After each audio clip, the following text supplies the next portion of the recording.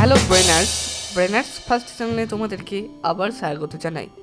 আজ আমি তোমাদের সামনে নিয়ে চলে এসেছি সপ্তম অধ্যায় পরিবেশের সংকট, উদ্ভিদ ও পরিবেশ সংরক্ষণ, অর্থাৎ তোমাদের এটা লাইফ সায়েন্সের কোশ্চিন। সপ্তম অধ্যায় থেকে অনেকগুলো কোশ্চিন যেগুলো একদম ইম্পর্টেন্ট কোশ্চিনগুলোকে আজকে তোমাদের সামনে আমি তুলে ধরেছি। এগুলো তোমাদের থার্ড টার্মে এসেই থাকবে এবং তোমরা দেখতে পাবে যখন পরীক্ষার প্রশ্ন উত্তরটা হাতে পাবে তখন বুঝতে পারবে যে সব প্রশ্নই কিন্তু আমার এগুলো থেকেই এসেছে। প্রথম কোশ্চিন দেখতে পাচ্ছ তোমরা, বিশ্ব উষ্ণায়ন বা গ্লোবাল ওয়ার্মিং কাকে বলে? বিশ্ব উষ্ণায়নের ফলাফলগুলি লেখো।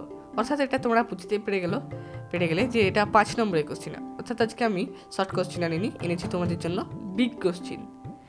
উত্তর, বিশ্ব উষ্ণায়ন বা গ্লোবাল ওয়ার্মিং বায়ুমণ্ডলীয় পুরো গ্যাসীয় পদার্থের স্তর ভেদ করে বিকৃত তাপ মহাকাশে ফিরে যেতে না পেরে পৃথিবী পৃষ্ঠে আবদ্ধ হয় এবং এর ফলে সমস্ত পৃথিবীতে যে ক্রমবর্ধন তাপমাত্রা যুক্ত অবস্থা তৈরি হয় তাকে বিশ্ব উষ্ণায়ন বা গ্লোবাল ওয়ার্মিং বলে।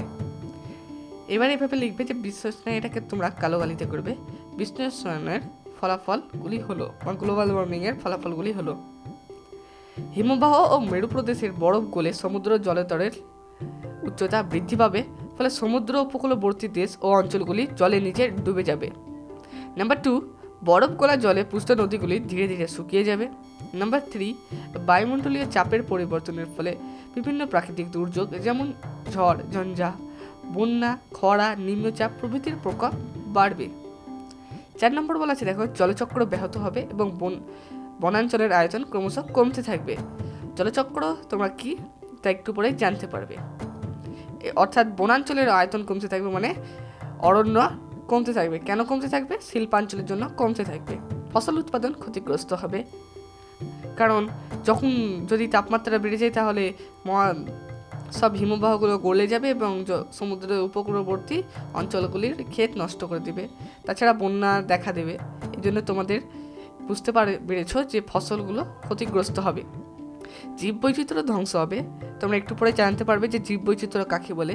বর্তমানে মেরু প্রদেশের মেরু ভাল্লুক, পেঙ্গুইন প্রভৃতির প্রাণীর অস্তিত্ব বিপন্ন।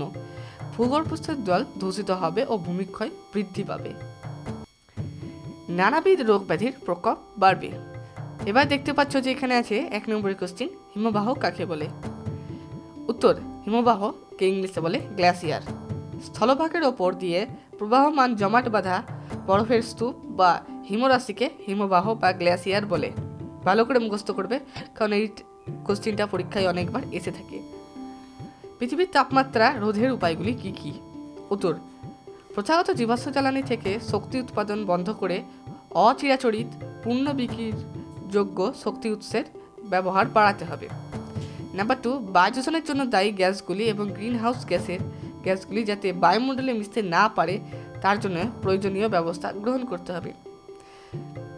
এই চ্যানেলে যারা নতুন আছো তারা অবশ্যই চ্যানেলটিকে একবার সাবস্ক্রাইব করে দাও এবং ভিডিওটি একটি লাইক করে দাও।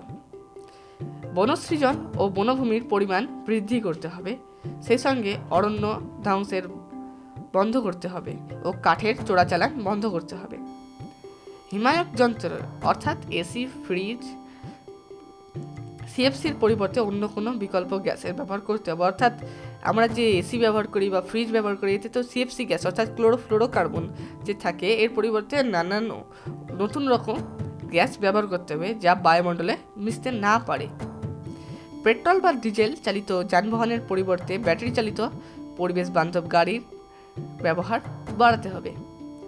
নিজস্ব গাড়ির ব্যবহার কমিয়ে পুল কার স্টিম চালু করতে হবে। বিদ্যুৎ শক্তির অপচয় রোধ করতে হবে। বাইকল, solar cooker, solar heater, solar charger এবং সোলার চার্জারের ব্যবহার বাড়াতে হবে। 9 নম্বর দেখতে পাচ্ছ তোমরা, জনসাধারণকে বিশ্ব উষ্ণায়নের কারণ ও তার প্রভাব সম্বন্ধে অবহিত করতে হবে। এর জন্য ব্যাপক প্রচারের ব্যবস্থা করতে হবে, অর্থাৎ মিছিল করতে হবে। আবহাওয়া কাকে বলে? অর্থাৎ ওয়েদার।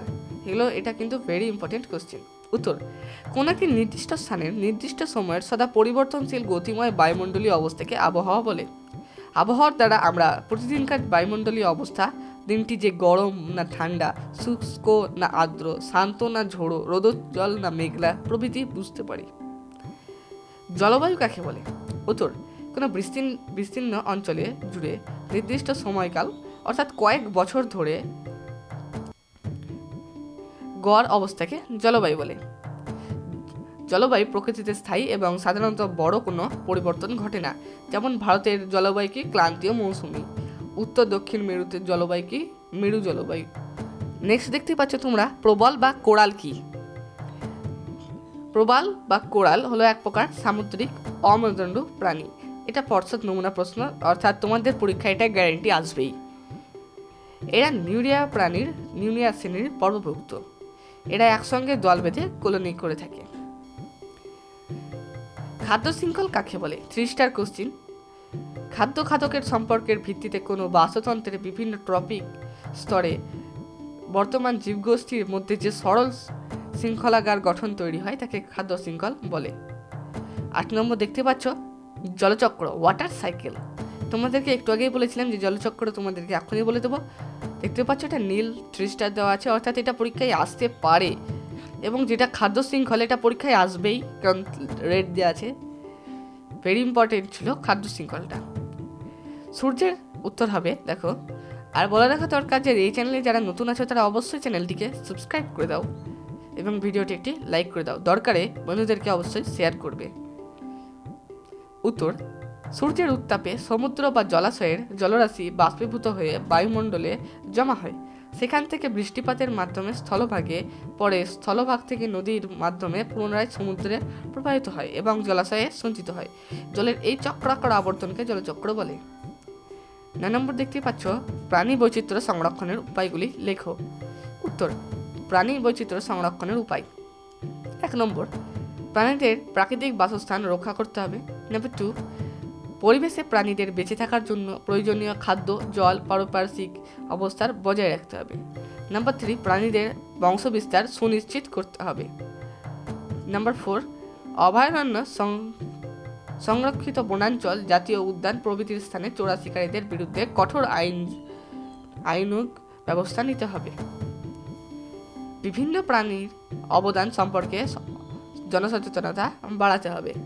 অর্থাৎ প্রাণীদের থেকে আমরা কি পাই, কি প্রাণীরা আমাদের জন্য এত উপকারী কেন, এগুলো জনসচেতনতা বাড়াতে হবে। অর্থাৎ লোকজনকে সচেতন করতে হবে যে কেউ যেন কোনো চোরা শিকারীরা এসে যেন প্রাণীকে হত্যা না করে।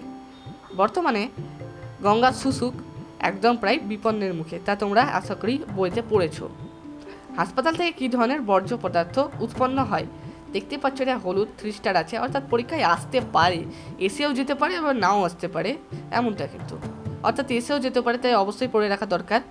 হাসপাতাল থেকে 3 ধরনের বর্জ্য পদার্থ উৎপন্ন হয়, যথা দাহ্য করা এমন বর্জ্য পদার্থ, দেহাংশ যেমন দেহাংশ, প্লাস্টার, দেহকলা, তুলো, ব্যান্ডেজ, ড্রেসিং করা জিনিসপত্র, বিছানাপত্র ইত্যাদি। অটোক্লেভ বর্জ্য পদার্থ, disposable syringe, blood bag, urine bag, gloves, apron প্রভৃতি। ধারালো বর্জ্য পদার্থ, নিডল, কাট গ্লাস, ব্লেড, ছুরি, স্লাইড, ল্যান্ডসেট প্রভৃতি। দেখতে পাচ্ছ এই ছবিতে যে অনেকগুলো কী হাসপাতাল থেকে কী বর্জ্য পদার্থ প্রাপ্ত বর্জ্য পদার্থগুলি তোমরা দেখতে পাচ্ছ ছবিতে। এখানে সিরিজ আছে, তারপরে অনেক কিছু প্লাস্টার আছে। তা এখন আমি আর বিস্তারিত করছি না, নেক্সট কোশ্চেনে চলে যাই। 11 নম্বর দেখতে পাচ্ছ খাদ্য শৃঙ্খলের 3টি বৈশিষ্ট্য লেখা। উত্তর, খাদ্য শৃঙ্খলার আর বৈশিষ্ট্য। খাদ্য শৃঙ্খলের প্রাথমিক স্তর হলো উৎপাদক, অর্থাৎ ইংলিশে যাকে বলে প্রডিউসার, অর্থাৎ সবুজ উদ্ভিদ। উৎপাদককে সবুজ উদ্ভিদ, আমাদেরকে কিন্তু এইভাবে পড়তে হবে। প্রকৃতির ওপর খাদ্য শৃঙ্খলের গঠন নির্ভর করে। কোনো বাস্তুতন্ত্রের খাদ্য শৃঙ্খলের ঊর্ধ্বমুখী পুষ্টি স্তরে ক্রমান্বয়ে জীবের সংখ্যা কমাতে হবে এবং কোনো বাস্তুতন্ত্রে একাধিক খাদ্য শৃঙ্খলে আবদ্ধ জীবেরা পরস্পরের সঙ্গে খাদ্য খাদক সম্পর্কে যুক্ত হতে হবে। 12 নম্বর বলা আছে ভারতকে মেগা ডাইভার্সিটি নেশন বা অতি বৈচিত্র্যের দেশ বলা হয় কেন? বানানটা দেখে নেবে, মেগা ডাইভার্সিটি বানানটা, কারণ পরীক্ষায় এসে থাকে এরকম। উত্তর, ভারতে এখনও পর্যন্ত প্রায় 91,212 প্রজাতির বন্যপ্রাণী, পোকামাকড়, শামুক, কেঁচো প্রভৃতির পৃথিবীর মোট প্রাণীর প্রজাতির 7.43% খোঁজ পাওয়া গেছে। সারা বিশ্বের উদ্ভিদ জগতের 7% এবং প্রাণী জগতের 6.5% প্রাণীর বাসভূমি হলো এই ভারত। এখান থেকে তোমাদের কিন্তু শর্ট কোশ্চেন এসে যেতে পারে, তাই অবশ্যই এই উত্তরটা তোমরা নোট করে নাও খাতায়। এই কারণে ভারতকে মেগা ডাইভার্সিটি নেশন বা অতি জীববৈচিত্র্যের দেশ বলা হয়। হিমবাহকে কয়টি ভাগে ভাগ করা যায় ও কি কি? উত্তর, হিমবাহকে 4টি ভাগে ভাগ করা যায়, যথা পার্বত্য বা উপত্যকা, আলাস্কার ম্যাসালপিনা হিমবাহ, মহাদেশীয় হিমবাহ, আটলান্টিক মহাসাগরের ল্যাম্বার্ট হিমবাহ, এটি পৃথিবীর দীর্ঘতম হিমবাহ। তোমাদের পরীক্ষায় এসে থেকে যে পৃথিবীর দীর্ঘতম হিমবাহের নাম কি? তাহলে লিখবে আটলান্টিক মহাসাগরের ল্যাম্বার্ট হিমবাহ হলো পৃথিবীর দীর্ঘতম হিমবাহ। পাহাড়ের পাদদেশে হিমবাহ, আলাস্কার ওবার্ট হিমবাহ। 4 নম্বর, উপকূলীয় হিমবাহ, আটলান্টিকের রস উপকূলীয় হিমবাহ। হিমরেখা কি? হিমরেখা কি? তোমাদের এটা কিন্তু অজানা কোশ্চিন। উত্তর, উচ্চ পার্বত্য অঞ্চলে বা মেরু অঞ্চলে যে কাল্পনিক রেখার ওপর সারা বছরই তুষারপাত হয় এবং জমাট বাঁধা বরফের স্তূপ থাকে ও রেখার নিচে বরফ গলে যায়, তাকে হিমরেখা বলে। এবং এটাই তোমাদের লাস্ট কোশ্চিন, যে গ্রিন হাউস গ্যাস কি? তোমাদের 3 নম্বর টিকা পরের ভিডিওতে আমি দিয়ে দেব, অবশ্যই তোমরা চ্যানেলে দেখে নেবে, প্লে লিস্টে দিয়ে দেওয়া থাকতে পারে, তোমাদের দেখে নেবে। বায়ুমণ্ডলে উপস্থিত যে সমস্ত গ্যাস ভূপৃষ্ঠ থেকে প্রতিফলিত বেশি তরঙ্গ দৈর্ঘ্যযুক্ত অবলোহিত রশ্মি শোষণ করে পৃথিবীকে রাখতে সাহায্য করে, তাদের গ্রিন হাউস গ্যাস বলে। যেমন CO2, CH1, তারপরে তোমরা জানো মিথেন, নানান। এবং তোমাদের পরীক্ষায় বা অন্যান্য মেধা পরীক্ষায় এসে থাকে যে গ্রিন হাউস গ্যাস নয় এমন একটি গ্যাসের নাম কি? তোমরা অবশ্যই পারবে এটা অক্সিজেন। তো এরকম কোশ্চেনগুলো তোমরা দেখে থাকবে। তো এই ছিল আজকের ভিডিও। টাটা, বাই বাই, আবার দেখা হবে অন্য ভিডিওতে। অনেকগুলোই প্রশ্ন ছিল, প্রায় 15টা প্রশ্ন একদম ইম্পর্টেন্ট আছে, এগুলো অনেক সময় পরীক্ষায় এসে থাকে, তাই তোমরা অবশ্যই দেখে নেবে। সপ্তম অধ্যায় পরিবেশের সংকট উদ্ভিদের পরিবেশ সংরক্ষণের এই ছিল ইম্পর্টেন্ট কোশ্চেন। এর পরের ভিডিওতে তোমাদেরকে আমি নিয়ে চলে আসবো শর্ট কোশ্চেনগুলো। Tata, bye bye.